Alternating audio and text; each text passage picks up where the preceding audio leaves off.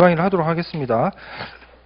일단은 8회 강의고 그 다음에 매일 모의고사를 보고 사실 시간이 촉박하기 때문에 그 다음에 여러분들이 그 예비순환 동차반 그 다음에 1순환을 들어서 한 3회도 이상 하셨다는 전제하에서 이제 강의를 진행하도록 하겠습니다.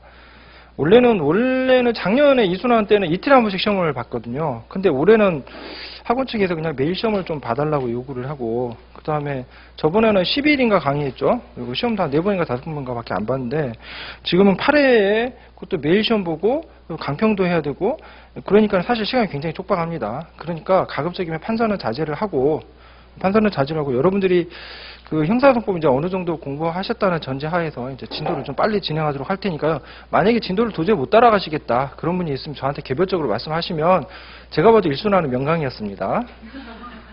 명강이었다. 스스로 자화자찬하자면 그래서 1순환 동강을 열어드릴 거니까 1순환 동강을 들으시고 강의를 들으시면 상당히 도움이 되실 거라고 보입니다. 자, 그럼 우리는 항상 뭘부터 먼저 해야죠? 법전이 어떤 식으로 돌아가고 있는지 그것부터 일단 봐야 됩니다. 법전 어떻게 돼 있죠? 맨 처음 여러분들이 시험장에 딱 가셨다. 문제가 나왔다. 그럼 제일 먼저 어디를 보시면 형사소송법의 맨 앞에 목차를 보시는 거죠. 목차를 보시는 겁니다. 목차를. 그리고 나서 거기서 범위를 축약해가지고 그 다음에 관련되는 조문으로 가서 이제 그 관련 조문을 찾으시는 거죠. 자, 형사소송법 보시면 1편 총칙돼 있네요. 총칙돼 있고 1장 보시면 이제 법원에 관할돼 있죠. 관할하면은 사물관할은 동일하나 토지관할을 달리하는 이 생각나십니까? 사물관할은 동일하나 토지관할을 달리하는 조문이 생각나셔야 돼요. 자, 그 다음에 법원 직원의 제척기피 회피인데 거기서는 법관의 제척기피 회피도 있었죠. 기피 신청했습니다. 기피 신청했는데 기피 신청하면 원칙적으로 뭘 해야 되죠? 소송 절차를 정지해야 되잖아요. 정지했는데 정지하지 않았고 소송 절차를 진행하면서 그 과정에서 증거조사했다. 그럼 그 증거조사는 적법합니까? 위법합니까? 위법하죠? 그럼 그 증거를 가지고 유죄 판결할 수 있습니까? 없습니까? 유죄 판결할 수 없습니다. 저번 순환에 제가 문제를 한번 출제를 한 것 같기도 한데요. 기억이 안 나십니까? 제척 기피 회피였습니다. 문제가 나오면 이제 기피에서 그 문제가 나올 것 같고, 그 다음에 전심재판 또는 그 기초되는 조사심리에 관여할 때 그 전심재판, 그거는 항상 찍히는 문제입니다. 자, 그 다음에 소송행위 대리와 보조돼 있고, 그 다음에 제4장 변호돼 있었는데, 여기서는 이제 국선변호인을 제가 출제를 했죠. 국선변호인 출제를 했다. 그 다음에 제6장 서류, 그 다음에 제7장 송달, 송달인데 올해 공시송달이 법원 사무관 승진에서 출제가 됐지만, 그럼에도 불구하고 공시송달 다시 한번 찍겠습니다. 공시송달 찍을 거다. 자, 그 다음에 앞 송달, 그 다음에 기간에서는 뭐가 중요했죠? 초일 불산입이 중요했다. 초일 불산입이 중요했는데 그 중에서도 시효와 구속기간은 초일을 산입하더라. 시효는 공소시효예요. 구속기간 두 가지는 초일을 산입하더라. 자, 그 다음에 기간, 그 다음에 피고인의 소환 구속, 그 다음에 압수수색 검증, 증인신문. 증인신문 할 때 어디를 보시라고 그랬습니까, 제가? 300 몇 조요? 300 몇 조? 증인신문 하는데 311조요? 증인신문이 어디에 나왔습니까?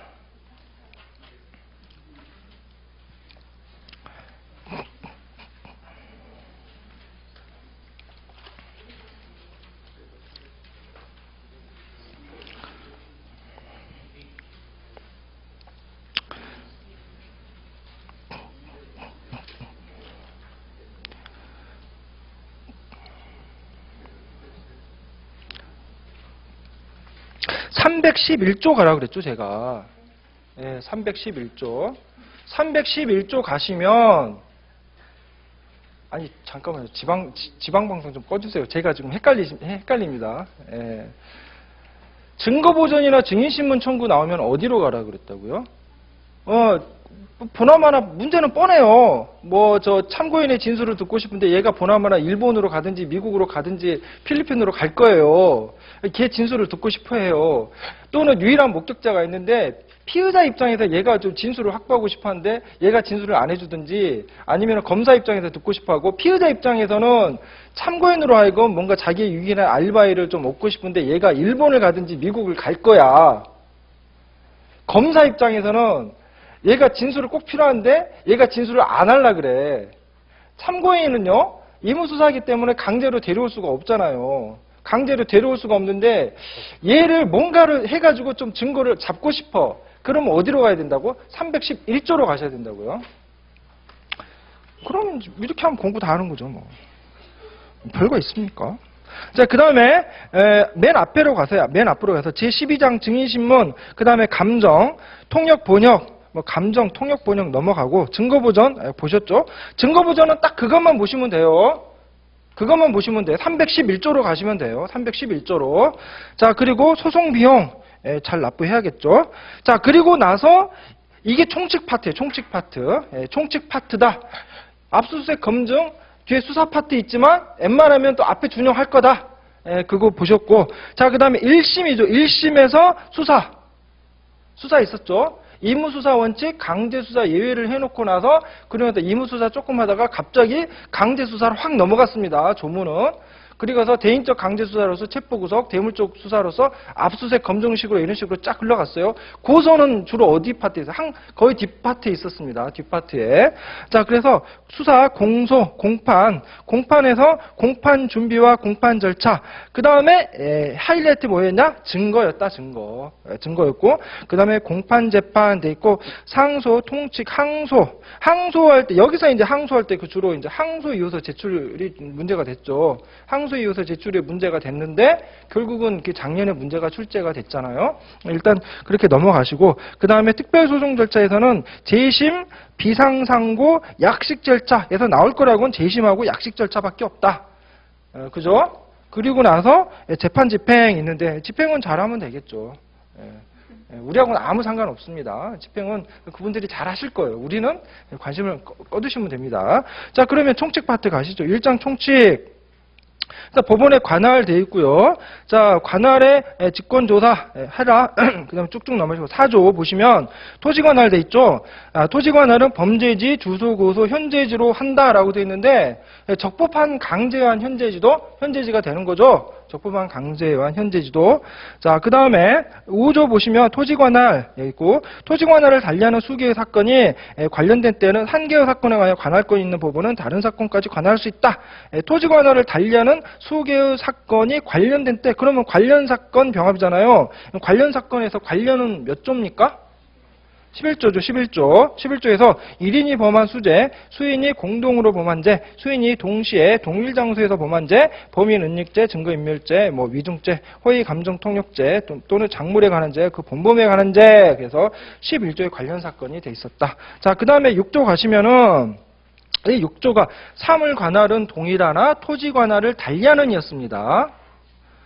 그리고 사물 관할도 동일하고 사물 관할을 동일하나 토지 관할을 달리하는 그럼 사물 관할이 다르면 어떻게 된다고요?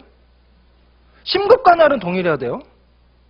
당연히 심급 관할은 동일해야 됩니다. 심급 관할은 동일한데 사물 관할이 달라. 하나는 지방 지원 1심인데 하나는 1심인데 합의부야. 하나는 1심인데 단독부야. 심급 관할은 동일하죠? 심급 관할은 동일합니다. 자, 사물 관할이 달라요. 이럴 때는 어떻게 하면 될까요? 얘는 3명, 판사 3명. 얘는 1명이에요. 어떻게 하면 되죠? 가져오면 되겠죠. 이렇게 가져오면 되겠죠. 굳이 공통집권 상급법원이 결정할 필요 있을까요? 가져오면 되겠죠. 이 규칙 몇 조입니까?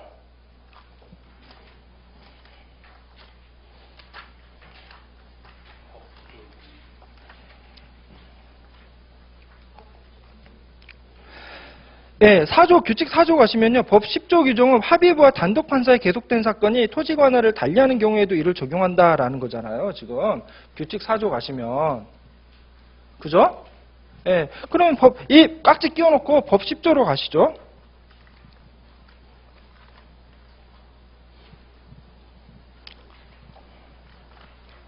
10조로 가시면 사물 관할을 달리하는 수개의 관련 사건이 각각 합의부와 단독 사건에 계속된 때에는 합의부는 결정으로 단독 판사에 속한 사건을 병합하여 심리할 수 있다. 이게 사실은요 객관식에서 많이 출제되는 지문이에요. 이게 객관식에서 많이 출제되는 지문이다. 그러니까 객관식에서 많이 출제되는 게 규칙 4조, 그 다음에 법 10조, 그 다음에 법 6조.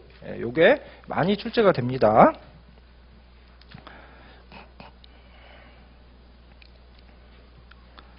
자, 그 다음에 7조, 8조 넘어가시. 7조는 객관식에서 많이 출제가 되는데 우리는 뭐 이렇게 안 되겠죠. 자, 그러면 8조 넘어가시고, 자, 그 다음에 9조, 10조 넘어가시고, 10조 보시면 10조 보시고, 그 다음에 11조 규칙 4조, 그 다음에 11조 가시고 넘어가시고, 관할 경합 돼 있고요. 관할 이송 신청 넘어가시고, 자, 일단은 그렇게 해서 그 정도만 하시면 돼요. 관할은 이 정도만 하시면 된다. 출제될 거는 이 정도밖에 없다. 그리고 나서 최신 판례 하나 또 뭐 있었죠? 합의부 사건이었어요. 공소장 변경 신청을 합니다. 공소장 변경 신청에서 사물 관할이 변경됩니다. 그러면 단독부로 재배당해야 됩니까? 아니죠. 공소사실의 동일성이 인정되면 공소장 변경 신청을 허가하고 합의부가 계속 심판하면 돼요. 단독부로 옮기는 건 없습니다. 그게 최신 판례였다. 나오면 또 그게 나올 겁니다. 만약에 나오면은 그게 나올 거다라고 저는 생각을 하고, 자, 그러면 신국 관할은 어떻게 하죠? 이제 사물 관할. 사물 관할은 뭘로 보셔야 되죠? 법원조직법 가셔야죠. 법원조직법. 법원조직법 몇 조죠?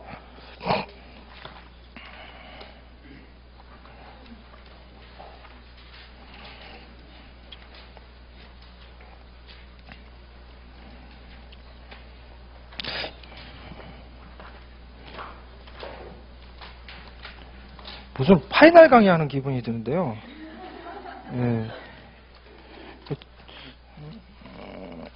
법원조직법 몇 조입니까? 30 몇 조요? 32조요.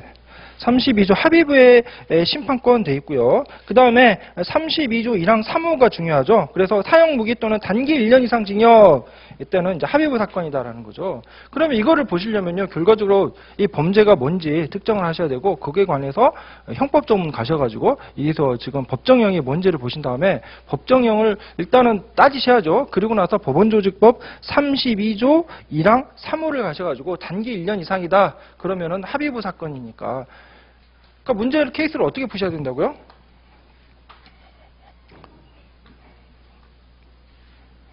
케이스는 보나마나 이렇게 나올 거예요. A제에서 B제로 공소장 변경 신청을 한다.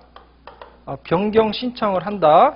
이렇게인데, 그리고 나서 이게 그러면 공소장 변경 신청에 관해서 케이스 나누면 첫 번째, 공소장 변경 신청에 대해서 법원의 조치는 무엇인가, 이렇게 나올 거예요. 이렇게 두리뭉실거려서 나올 겁니다. 그러면 공소장 변경 신청을 했을 때 이게 법원의 조치가 뭐냐, 보나마나 그러면 이제 당연히 공소사실의 동일성이 있는지를 따져보셔야겠죠. 공소사실의 동일성이 있냐, 그래가지고 공소사실의 동일성이 있는 케이스가 나오겠죠. 있는 케이스가 나오니까 따라서 공소장 변경 신청 허가해야 한다. 공소장 변경 신청 허가해야 한다. 이렇게 허가해야 한다. 자, 그러면 두 번째. 그래서 공소장 변경을 하다 보니까 사물 관할이 변경이 됐더라라는 거죠. 변경이 됐다. 이거를 어떻게 했냐, 형법 조문 갖다 찾아가시고, 형법 조문 그래가지고 비죄에 관해서 당연히 이제 공소장 변경 신청 허가하니까는 비죄겠죠. 비죄의 법정형을 기준으로 하고, 법정형을 보니까 보나마나 이제 뭐 징역 2년 이하 뭐 이렇게 됐다고 칩시다. 2년 이하 이렇게 됐다고 치면, 징역 2년 이하면은 단기 몇 개월이죠? 단기 1월이죠? 그럼 단기 1월입니다. 1월. 그럼 단기 1월이다. 그러면 이제 법원조직법 32조 1항 3호였죠. 3호에서 이거는 사물 관할이 어떻게 되냐? 1심 단독부다. 그러면 단독부로 이송 조치해야 되느냐? 이송이 아니죠. 재배당 해야 되느냐? 재배당이, 이것도 쟁점이겠죠. 근데 판례는 재배당 하면 안 된다라는 거잖아요. 재배당 X에 따라서 결국은 법원의 조치는 뭐죠? 공소장 변경 신청을 허가한 다음에 사건을 계속 심리하여야 한다. 합의부에서. 문제는 이런 식으로 일단은 공소사실의 동일성이 있냐? 공소사실의 동일성이 없다면 굳이 이런 거 논의할 필요도 없겠죠. 그러니까 먼저 공소사실의 동일성이 있는지